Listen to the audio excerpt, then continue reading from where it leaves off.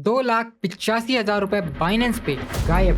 P2P किया, मैंने UPI पे पेमेंट कर दिया बट यूएसडीटी रिसीव नहीं हुए।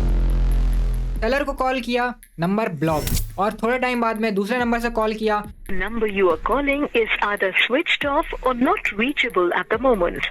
पुलिस कंप्लेन करी बट कोई रिजल्ट नहीं मिला। गाइस ये वीडियो मेरे लिए बहुत पर्सनल है। दिसंबर 2022 की बात है। एक सेलर मिला, उसकी कंप्लीटेशन परसेंटेज रेट 98% था। 500 trades plus complete successful trades थी। ट्रस्टेड बंदा लग रहा था। मैंने अपनी जो ट्रेड थी प्लेस करी। लगभग 500 ट्रेड्स कंप्लीट थी तो मुझे लगा ट्रस्टेड बंदा है और ट्रस्टफुल लग भी रहा था।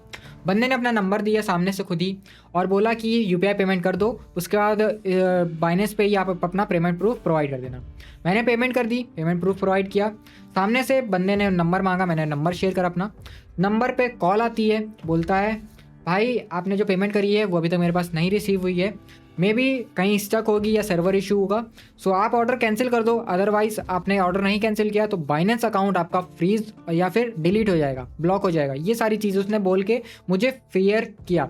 और मैं बिगिनर था बाइनेंस पे यूज़ करते समय, मुझे लगा शायद बाइनेंस की गाइडलाइंस थी और ये सब चीज़ें भी उसने सब बोला था मुझे, तो मुझे लगा शायद जेन्युइन बंदा है, सही बोल रहा होगा। तो मैंने ऑर्डर कैंसिल कर दिया। जैसे ही ऑर्डर कैंसिल किया सो बाइनेंस के एंड से ऑर्डर पूरी तरह से कंप्लीट हो चुका था, बिकॉज एक बार ही आप ऑर्डर कैंसिल कर देते हो, Binance team is not responsible and mediator team, जो बाइनेंस टीम मीडिएटर बन के रहती है बायर और सेलर के बीच में, वो वहाँ से क्लियर आउट हट जाती है।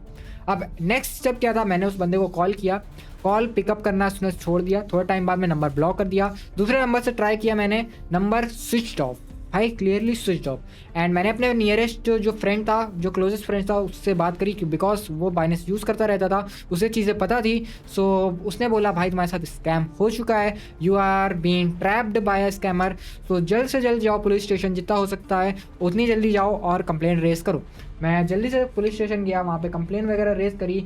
उन्होंने बैंक अकाउंट वगैरह फ्रीज करने का ट्राई किया but it was too late, because जब मैंने कंप्लेन करी उन्होंने जितना प्रोसेसिंग में जितना टाइम लगता है वो उतना टाइम लगेगा, वो जल्दी नहीं हो सकता है। मिनिमम 3-4 घंटे तो लगते ही लगते हैं। उसके बाद क्या हुआ, बैंक अकाउंट जो पुलिस स्टेशन पुलिस वालों ने जो भी चेक किया उसका बैंक अकाउंट, उस बैंक अकाउंट से पैसे निकल चुके थे।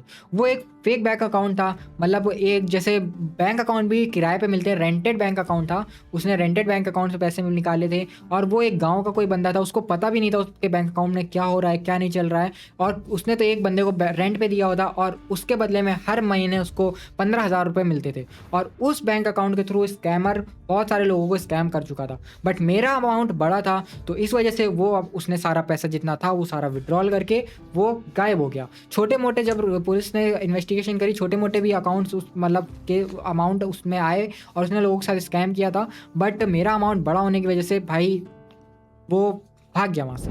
एट द एंड हम लोग ये भी बात करने वाले हैं कि क्या P2P सेफ है या नहीं और क्या तरीके आपको यूज़ करने चाहिए P2P में अपने अकाउंट को और अपने अमाउंट को दोनों को सेफ रखने की मेथड्स। वीडियो को ज़्यादा से ज़्यादा लाइक करो, शेयर करो, ताकि ज़्यादा से ज़्यादा लोगों तक ये चीज़ें पहुँचे, ये इन्फॉर्मेशन पहुँचे, ताकि और लोग ऐसे स्कैमर्स के चक्कर में ना फंस सकें।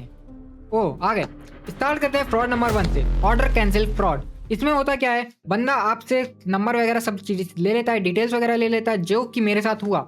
उसने मुझे कॉल पे थोड़ा सा अपने मैनिपुलेट किया, बातों में अपना ट्रस्ट दिलाया और उसने मेरे साथ ये कन्विंस किया कि भाई आपको ऑर्डर कैंसिल करना है। मेरे साथ उसने ऐसे केस डील किया, बट अलग अलग केसों के थ्रू अलग अलग तरीके से वो लोग आपको बताते हैं कि ये चीज़ हो जाएगी, वो चीज़ हो जाएगी, आप अपना ऑर्डर कैंसिल कर दो। और अगर एक बार आपने ऑर्डर कैंसिल कर दिया, बाइनेंस वहाँ से हट जाता है। और अगर ऑर्डर कैंसिल होने के बाद आप कोई भी चीज़ या इशू रेस करते हो, Binance is not responsible at that time. So order cancel मत करो, कभी भी ऑर्डर कैंसिल मत करना, ठीक है। अब इसमें होता क्या है, ऑर्डर कैंसिल करने से जैसे आप ऑर्डर कैंसिल कर देते हो, जब तक आपका ऑर्डर प्लेस रहता है, मैंने जैसे कि किसी बंदे को बोला $100 बाय करने हैं, जब तक मैं उसको पेमेंट कर दूंगा और ऑर्डर कंप्लीट नहीं होता है, कैंसिल नहीं करता हूँ या कंप्लीट नहीं होता उसके एंड से, वो डॉलर रिलीज नहीं करता है, तब तक उसके $100 बाइनेंस के पास फ्रीज रहते हैं। वो $100 बाइनेंस अपने पास रख लेता है, उस बंदे के पास नहीं रहते हैं। शो भले उसके अकाउंट में रहेंगे, होते रहेंगे, बट वो बैलेंस बाइनेंस के पास रहेगा। ओके, सो इसलिए जब आप ऑर्डर कैंसिल कर देते हो, बाइनेंस वो डॉलर रिलीज कर देता है और वो बंदा उस डॉलर्स को कहीं पे भी ले जाके कुछ भी कर सकता है, दूसरे अकाउंट में ट्रांसफर कर सकता है।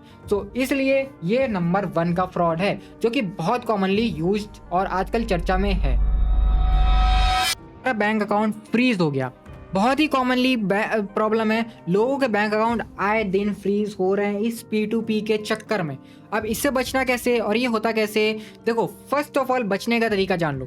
आपको जब भी P2P ट्रेडिंग करनी है, या बाय कर रहे हो या सेल कर रहे हो, आप हमेशा बायर और सेलर का नेम जरूर चेक करो। अगर आप रिसीव कर रहे हो INR यानी इंडियन रुपीज़ रिसीव कर रहे हो, डॉलर सेल कर रहे हो, तो आपके पास इंडियन रुपीज़ उसी नेम से आने चाहिए जिस नेम से वो बंदा ने बाइनेंस पे ID बनाई हुई है। फॉर एग्जाम्पल, किसी का नाम है विशाल कुमार और उसका बाइनेंस पे ID शो हो रही है विशाल कुमार इज सेलिंग, ठीक? तो आपके पास जो पैसे आने चाहिए वो जो होने चाहिए, मतलब कि USDT रिसीव कर रहे हो या सेल कर रहे हो, सेल करते टाइम ऐसा होता है जब आप सेल करोगे वो पेमेंट इंडियन रुपीज़ में भेजेगा आपको, तो आपके पास बैंक अकाउंट में विशाल कुमार के नाम से ही आना चाहिए। अगर नहीं आता है तो आप उसका अमाउंट तुरंत रिफंड कर दो, कह दो मैं थर्ड पार्टी पेमेंट रिसीव नहीं करता हूँ। Okay, scam number 3, fake payment screenshots.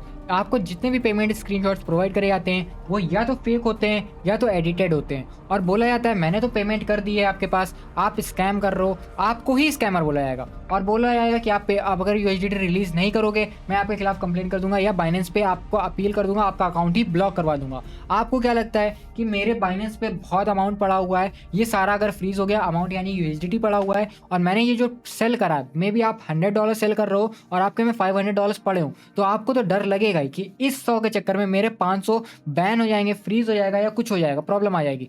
तो बेटर यही है कि इसका ऑर्डर रिलीज कर देता हूँ। मे बी इसने पेमेंट करी है तो क्या पता कि बैंक से रिलीज नहीं हुई पेमेंट, या फिर कुछ टाइम ड्यूरेशन लग रहा हो, सर्वर इश्यूज लग रहा हो, वो यही बोलेगा सामने वाला बंदा आपको, और आप इस सब बातों में आके पेमेंट रिसीव कर देते हो, और एक बार आपने पेमेंट रिसीव कर दी then you are scammed. So comment करो सेफ अगर अभी तक आप सेफ हो, कमेंट करो स्कैम अगर आपके साथ कभी कोई स्कैम हो चुका है, या फिर कोई डाउट है तो डाउट कमेंट करो अपना।